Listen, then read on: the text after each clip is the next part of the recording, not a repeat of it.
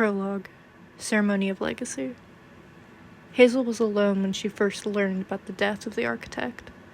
It was a quiet Saturday morning when she flickered through the channels on her TV, only pausing when the solemn face of the reporter greeted her on the news. She listened to the quiet and somber voice as she announced that Fulton Vogel, one of the original heroes in the regime of 8, was killed on a mission. No further explanation was given, just a statement that the country would mourn for the fallen man who gave so much to protect the powerless. The reporter immediately went on to describe the ceremony of legacy, which would be happening at the end of the month that would induct the newest member of the regime. Hazel could already see the protests from the public forming, knowing that the ceremony of legacy had become more controversial as time slowly passed. The Valiant Federation shook the world when it announced from New York all those decades ago. The idea of superheroes, of an academy where people could learn how to use their abilities, was unfathomable for many. Like a vine of ivy clinging to a brick wall or a parasite, the idea slowly grew on people. Not before long, Quebec followed in the Federation's footsteps and adopted their own heroes based on their system. The regime of 8. 8 people following the different tracks of the American Academy who would stand together and defend the innocent from evil. Through trials and tests, regular people like Fulton Vogel were chosen for the newest super team.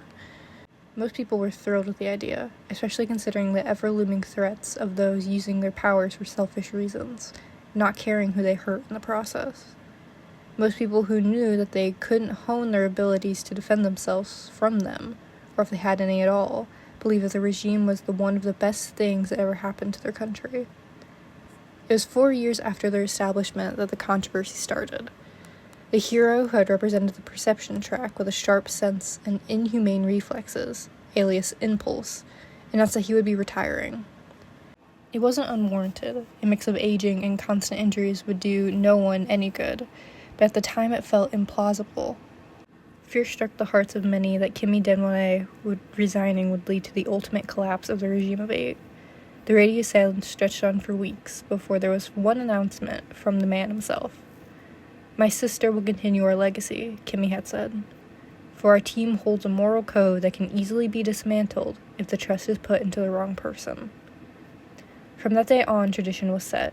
Should a hero ever retire or die, a family member would take up the mantle and continue to fight for the people. The aliases would stay the same, but the people who acted under them would change. Some people couldn't help but feel it was a way to keep the control to only a certain group, and others had agreed that it was for the best if they wanted to prevent the wrong people from being inducted into their team. They trusted the original heroes in the regime, so to most it only made sense that their family members would be a close second if anything happened. Hazel remembered watching Karen Denwone become Impulse at the first ceremony of legacy. Just like that day, she couldn't find herself caring all too much on if the new heroes were related to their predecessors or not, but she could understand why some might. Watching the torch be passed over the years had lost her interest after seeing 5 different Poison Track heroes wearing the name Talisman.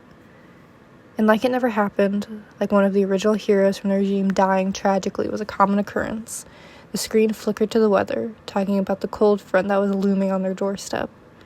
Hazel reached for her phone, opening the contacts that had been silent for a better part of a month. Her former roommate, and really her only true friend that she had despite not talking to her every day like she used to. Brooke was busy in a way very few people would understand, and Hazel could sympathize with that. "Hey, are you okay?"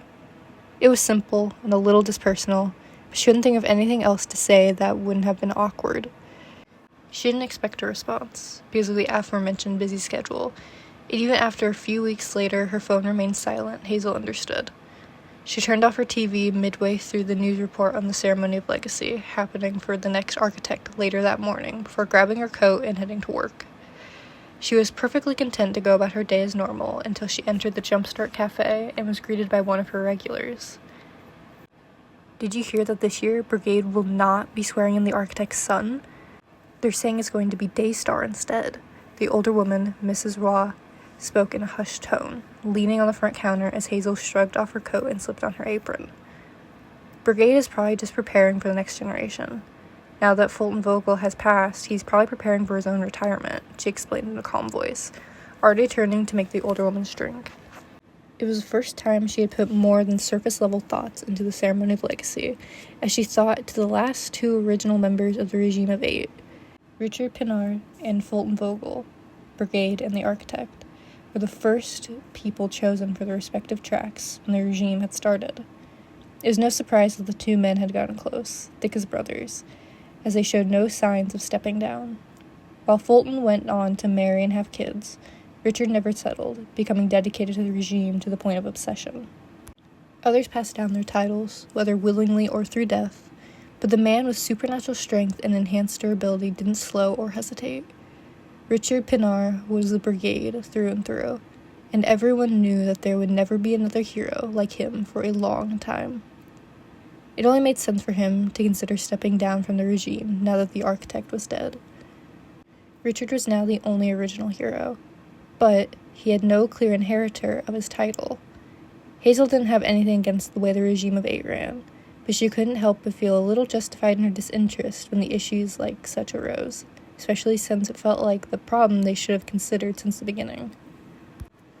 "Brigade won't be stepping down," Mrs. Raw said with an air of certainty.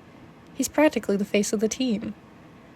"Whatever you say, Mrs. Raw," Hazel murmured as she passed the older lady her paper cup of coffee. The rest of the day she tried to focus on her work, but she found her mind drifting back to the Ceremony of Legacy, to the Architect, and the fact that Daystar would be conducting the induction. She went through the motions of making various drinks, frowning at the old equipment that seemed to groan in protest every time she touched it. The Jumpstart Cafe had been around for forever, and it seemed that the owners hadn't seen the need to keep up with the more popular chains when it came to their machines. Her attention was snapped away from the customer she was getting an order from at the loud swears from her coworkers, turning sharply to see the other barista practically jumping away from the espresso machine. Wordlessly, she motioned to the customer at the front counter, switching positions with the other girl as she completely focused on the machine. She scanned the room with her eyes first, watching the patron slowly lose interest in the brief loud noise as Hazel took over. She placed her palms slowly on the machine and closed her eyes for a moment. It was all she needed. She was never a show-off. She was never someone who felt the need to be flashy about her ability that she inherited from a family that she never really knew. To her, the power in her genes was just another talent that made her unique, not something that made her Hazel Utello. Some people could never understand that those abilities weren't just the abilities, so Hazel kept quiet about the fact that she could feel the thrum of man-made materials, and the fact that she could mend them as if her hands were the tools that repairmen carried with them. The faint hum of copper wires had a spike, a broken current that told her the problem faster than any handyman could have called. Retrieving the tools that they kept tucked away in the break room for instances like the one she was working on, she quickly opened the side panel, scanning the inner workings of the machine until her eye caught onto the broken wire. One copper wire snapped from overuse, causing the entire device to basically collapse with it. She muttered a few swears under her breath as she carefully reached inside, feeling the frayed metal beneath her fingertips as she held them together. Focusing the bare amount of energy to the material, she felt the machine shift. It wasn't literal, but something deeper, more instinctual, as she felt the split wire slowly mend to its original state. The accomplishment was only amazing to those who had lived in the area and didn't have many people with abilities.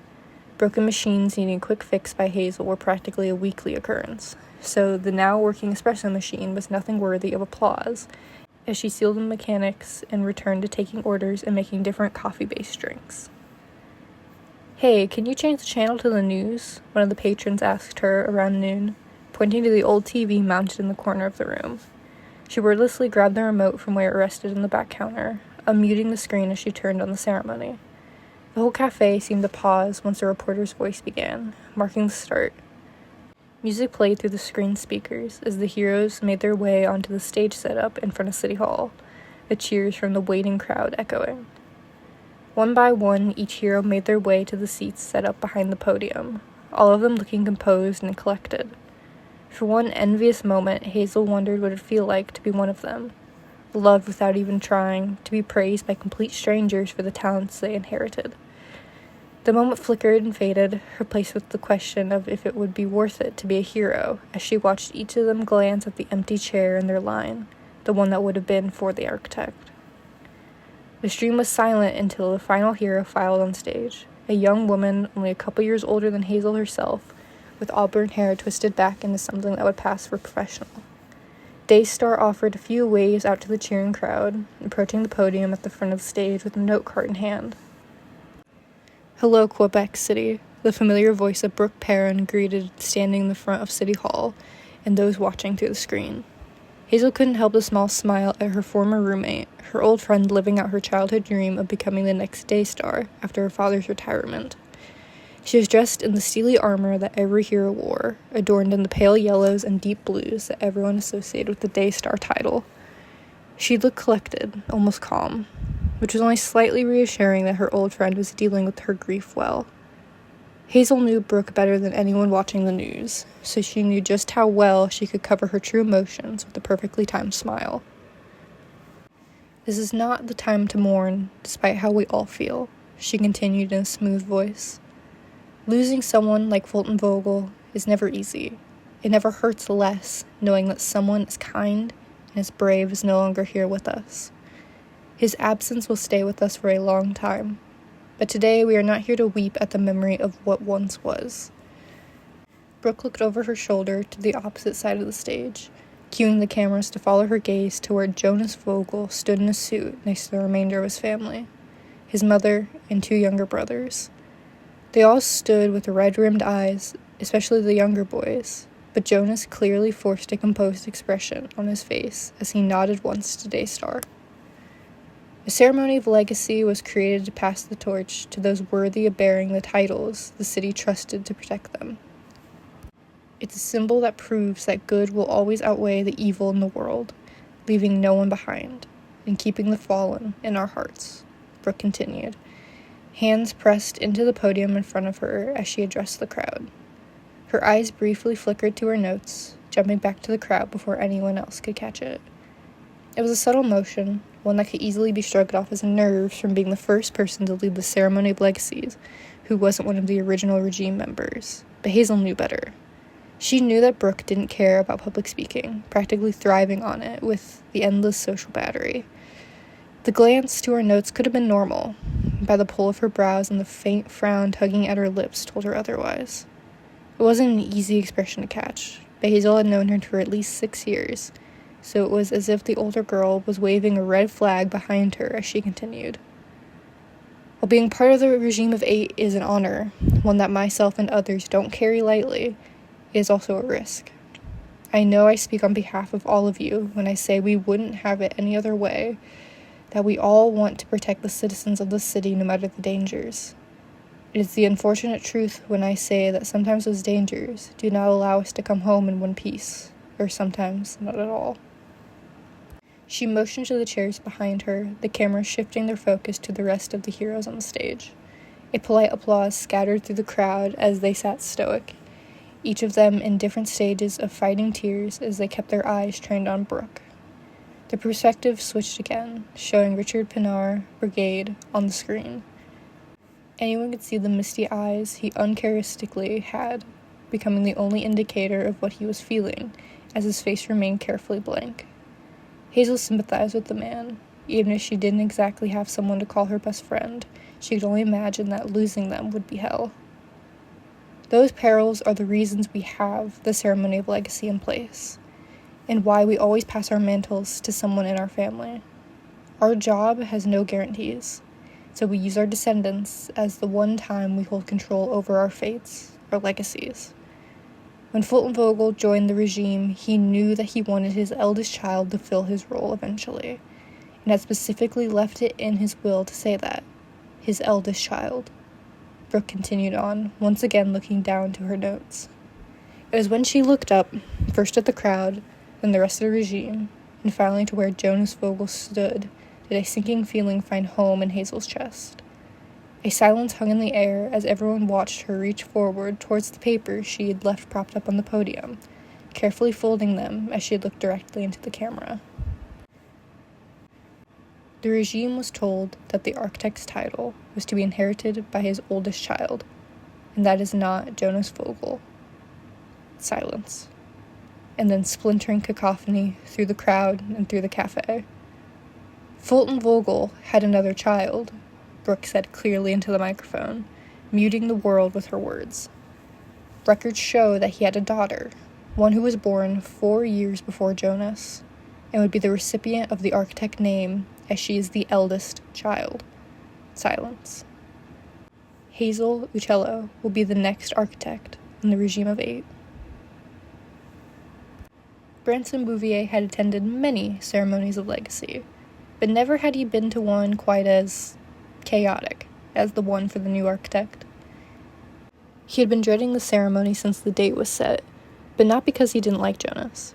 It was quite the opposite, because he loved that kid like he was his own brother.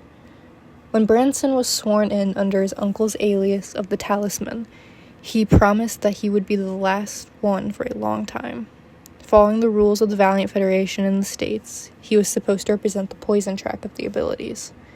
If anyone asked him, Branson felt like he was screwed from the start. No one wanted to trust someone who could evoke poisonous gases at the palm of their hands. And even no one wanted to admit it, it was the reason why there had been so many people to bear the title Talisman to begin with. So Branson swore on his father's grave that he'd stick around longer than the other relatives had. He had expected for his test of time to come from near impossible missions and close-to-death experiences from battle. What he didn't expect was to see the shining look of approval from the architect himself when he offered to help train in, at the time, 16-year-old Jonas Vogel. It had felt like he had passed some sort of test with the others and his family hadn't, finally allowing himself to breathe smoothly and without fear of being asked to resign. He concluded that his fondness for the other hero's son was the cause of the hollow feeling in his chest when he risked a glance over to where the boy was standing on the stage with his family. The middle son, Donald, stood with his mouth agape, clutching tightly to the youngest, Beckett, who could only look at his older brother. Their mother, Fulton's wife, was a strong and respectable woman who kept her emotions guarded close to her chest with a mask of her stoic expression. The slight twinge of her jaw was the only crack in her perfectly crafted armor that revealed the anger that was undoubtedly bubbling beneath her skin. Jade and Fulton Vogel had been high school sweethearts, and it was something that everyone knew. Branson looked to his fellow heroes to find them in varying stages of trying to mask their own shock and betrayal. Those who were closer to his age were glancing between the other regime members, as if to look for instructions for what to do in what felt like an impossible situation. A few of the older heroes chose to stare at the back of Brooke's head, where she still stood at the podium, as if they could try and read her mind to figure out what her thought process was. Branson made a mental note to ask Hugh, their resident mind reader, if he had read Daystar's thoughts at the moment. His gaze finally landed on Brigade, finding his expression just as guarded as Mrs. Vogel's was. Unlike his fellow heroes, he wasn't looking to Brooke, or even to the family of his deceased friend. Instead, his eyes were firmly locked onto the rest of the regime, studying them as he looked between them. His eyes locked onto Branson's for only a moment, squinting slightly before his interest was drawn away. The regime stood on shaky feet, unbalanced and uncoordinated as the yelling from the shocked crowd seemed to grow once they realized no further explanation would be offered to them. On one hand, it frustrated Branson, knowing that they didn't technically owe them anything, but on the other hand, he understood. He was dying to get back to their headquarters so that he could understand what had just happened. He took a hesitant step towards where Jonas was still standing, just a step in front of his family. His face was blank, but not stoic like his mother's still was. His eyes looked empty in the way that told Branson he wasn't mentally there anymore, and that he had retreated into his own mind to escape the nightmare that was unfolding in front of them. He could sympathize with the kid, because he couldn't imagine the very thing he lived for being ripped away. Before he could walk any closer to the Vogels, Richard stepped around him, purposeful strides leaving him standing directly in front of the widow. She looked up to the man, face still unwavering as one of her hands came to rest on the shoulder of her youngest son. Neither of them spoke for a moment, and Branson risked taking another tentative step closer. If he hadn't, he would have missed the quiet and harsh words that Jade hissed out. "Did you know?" Richard didn't respond, his expression breaking into something heartbroken before he covered it up for the cameras. He reached a hand out, presumably to guide her and the boys off the stage and away from the prying eye of the crowd and the media, but she jerked away from him with a cold look. She didn't bother saying another word to the original hero, turning to Jonas and leading him away with her other sons. Branson watched his mentor close his eyes for a beat, breathing deep before he opened them, snapping into public persona that was carefully crafted for situations like the one they had now. The rest of the regime stumbled off stage in silence, splitting to their respective cars to be driven back to the tall building that was built to become their headquarters. Although none of them explicitly said it, Branson knew to head to the top floor for an emergency meeting. No one even looked up when he entered the room, leaving him to sit in his usual seat at the long table as they waited for their leader. He watched the moment Karen seemed to sit up straighter in her chair, the heightened senses of the perception track hero giving him a brief warning before Richard entered, Brooke trailing after him. No one dared to breathe too loudly as she sat down among them, and Richard took his usual spot standing at the head of the table. "What happens now?" Karen asked quietly, being the first person to dare break the silence. With her words, the room itself seemed to erupt into a mess of overlapping voices, only stopping when Richard raised his hand. "Did you know?" Branson couldn't help but ask, only to immediately regret it once everyone's attention fell to him. Richard's eyes weren't stern or unkind, but he would have almost preferred them to be when compared to the flash of hurt that briefly revealed itself in his expression. The older man let out a long sigh, running a hand through his graying hair. "I found the medical records a week after Fulton was killed," Brooke jumped in to explain with face deadly calm. "Richard and I agreed it was best to keep it between us until we could confirm it was true." "And is it?" Hugh, their mind track hero by the alias of Bishop, dared to ask. It felt like the air had been sucked out of the room for a moment at the weight of the question. "Yes," Richard confirmed, finally sinking into his seat. None of the other heroes could find the words to respond, thinking back to the man they all knew and looked up to, wondering how it all could have gone south so fast. He heard someone muffle a swear, and he could have sworn that another person sniffed with unshed tears. Was it really necessary to embarrass the poor boy on what was supposed to be one of the most important days of his life? He looked like he could have sunk into the floor before he left. Valerie, the nature track hero, commented with a frown. Branson hummed in agreement, distantly wondering where the Vogels ended up and how they were doing with the jarring news. It wouldn't have changed anything whether they found it from the public or in the privacy of headquarters, Brooke shot back, arms crossing over the armored suit she was still wearing. From beside him, Branson could hear their Cinder Track representative scoff. "I think I speak for them and the rest of the room when I say that a heads up would have been nice." Charles, known as Inferno, hissed out with a shake of his head. Brooke's face morphed into one of anger, opening her mouth to retort. "What's done is done," Richard interrupted, looking every year of his age in the fluorescent lights. "We need to discuss how we move forward with this new development." "Shouldn't you be the one telling us, since that was your idea to keep it a secret in the first place?" Charles bit back, anger pitching in his voice. Branson couldn't help but agree. He didn't make the choice to drop the bombshell of information to the public and walk off, as if it didn't change the entire trajectory of everything the city and the regime knew. "It sounds like there are two choices," Karen finally chimed in, voice calm and quiet as all eyes fell to her. "We either ignore Fulton's wishes and continue training Jonas as the architect, or we start from scratch with the daughter." "What was her name?" "Hazel Lucello," Brooke answered immediately. "I will admit I've backed us into a corner with how I went about this, but how would we go back to inducting Jonas now?" "That sounds like your problem," Charles muttered not so quietly, receiving a death glare from the Prism Track hero. Brooke looked like she was ready to lunge across the table, only to be stopped by Richard speaking again. "We put it to a vote," he told the regime, voice commanding in a way that told the room that this was Brigade speaking as their superior, their veteran hero. "It would be messy for a while, but we don't owe the media anything. Our job is to protect the city, not indulge in their dramatic narratives they insist on writing. Right now, all that matters is what's best for the team." "I vote for Jonas," Charles immediately responded, arms firmly crossed over his chest in defiance. From across the table, Brooke let out a frustrated sigh. "I vote for Hazel." "Me too," Hugh said, rejoining the conversation. He offered no explanation, simply shrugging when someone looked over to him. Charles only shook his head, looking firmly at the wooden table in front of them with a deadly glare. "If we go back on our word now, how will we ever gain the public's trust again?" Karen offered.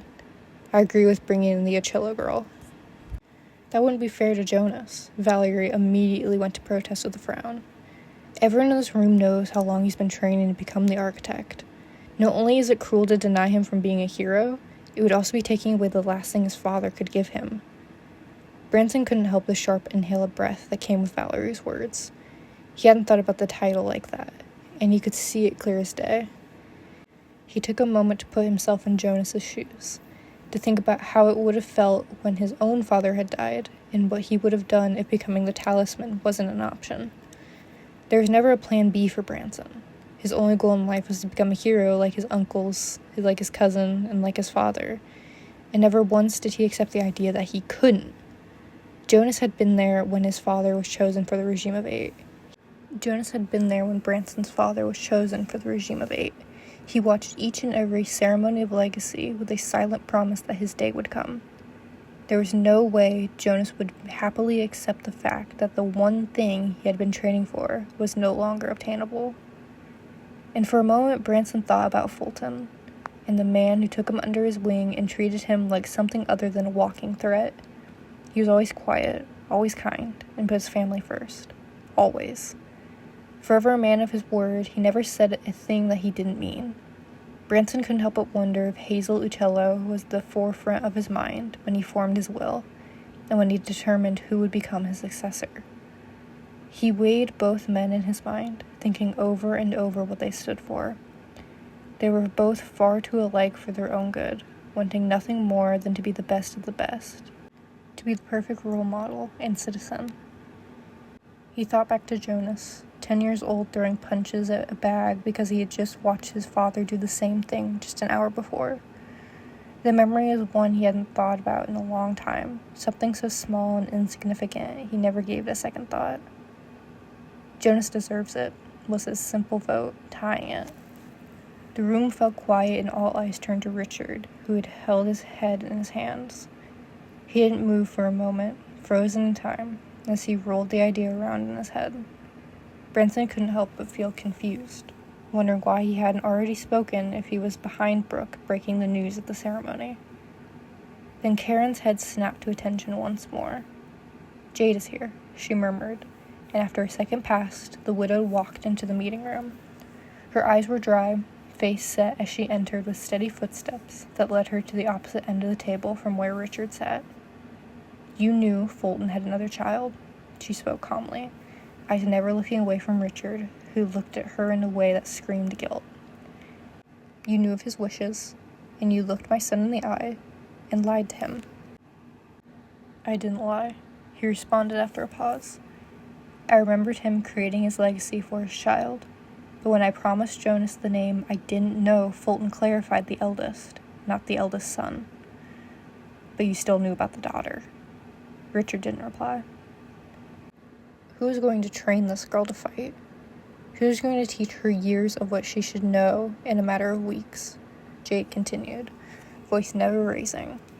It was eerie watching her ask the questions they were all wondering, and what was worse, seeing her calculating stare as she detached herself from any emotional connection, as if it wasn't her husband she was talking about, like it wasn't her son's future. "We've put it to a vote," Valerie offered in a tone that matched Jade's.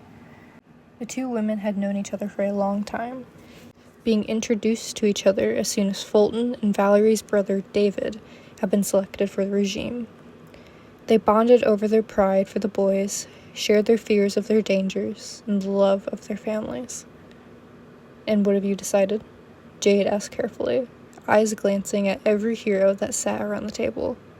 When her eyes met Branson's, he could see the hurt that she kept hidden under the ice in her voice. "We're at a tie," Charles told her, huffing in frustration as he stared angrily at Brooke. Branson watched Brooke surrender uncharacteristically, choosing to look away from the challenge as she closed her eyes. Never once did she look over at Jade. As if she was the one who could read minds, the widow immediately looked over to Richard, as if she already knew that he was the last hero in the room that needed to cast his vote. He looked back at her, lips frowning as he slowly rose from his chair to stand. Neither of them spoke for a long time, the ringing silence filling the air as they seemed to hold an entire conversation with only a look. "If you choose this girl, what happens to us?" Jade asked, referring to herself and her sons. Branson immediately looked to Richard, ready to fight the man if he spoke the wrong answer. Super strength be damned. The Vogels were like his second family, and there was no way he would allow anyone, not even his leader, to cast them aside like they were nothing just because they didn't fit the narrative anymore. "We'd all take care of you," Richard reassured, as if the idea of anything else appalled him. "Good," Branson thought to himself, nodding. He looked over to Jade to catch her eye, trying to silently tell her that he'd do anything for her and her sons, how they'd changed his life for the better ever since they'd met, and he'd never take that for granted. "Jade, do you remember the conversation we had on Beckett's birthday?" Richard asked, confusion filling the room as the regime looked between one another. They all came to the quick conclusion that none of them knew what their leader was referencing, and the discussion had quickly become one just of the two of them, not the entire room. Jade waited for a moment before slowly nodding, tense shoulders dropping slowly as she sighed. "I do," was her whispered response, sounding far too close to defeat for Branson's liking. Richard rounded the table, carefully lifting his hands to rest on her arm. His motions were slow, projecting every move as if to allow her to pull back like she had when they were still standing on the stage in front of City Hall. This time she didn't flinch, letting him offer his condolences with the touch as she finally relaxed and let herself feel. 2 tears fell down her face, trailing down her cheek to drip off of her jaw. Without another word, she stepped back from Richard, eyes downcast as she left the meeting room silently. Her absence felt worse than her presence, leaving behind the feeling that they had all somehow let her down when she needed them most. "Brooke," Richard called, a voice back to masking his grief, returning to the commanding tone only Brigade used. The Prism Track hero snapped to attention, rising to her feet in an instant. "Reach out to Hazel Uccello and have her here by tomorrow." He waited a beat and then left the conference room with no other words needed. Valerie hummed, disappointed, before rising from her seat as well as taking her leave, Brooke following as it was clear she was already creating the perfect plan in her mind. Branson looked between the remaining heroes, watching as Charles rose from his chair to slam his hands into the table. Sparks fluttered around his palms as he looked at Hugh and Karen, a glare so withering that the young Mind Track hero seemed to shrink in on himself slightly. "You're both traitors," he spat out, turning quickly in disgust as they stormed out of the room. Neither of the heroes said a word, taking their leaves after him as Branson still sat in his chair. Branson Bouvier had watched many ceremonies of legacy, 13 counting the most recent. He always loved the excitement, the renewal of patriotism within the city that they all accepted their new teammate with open arms. It always felt like welcoming a family member home, mostly because the families had all grown up together as soon as the original heroes for the regime were selected. 13 ceremonies, but he had never seen one quite as chaotic to make him wonder if the regime would stand to see another.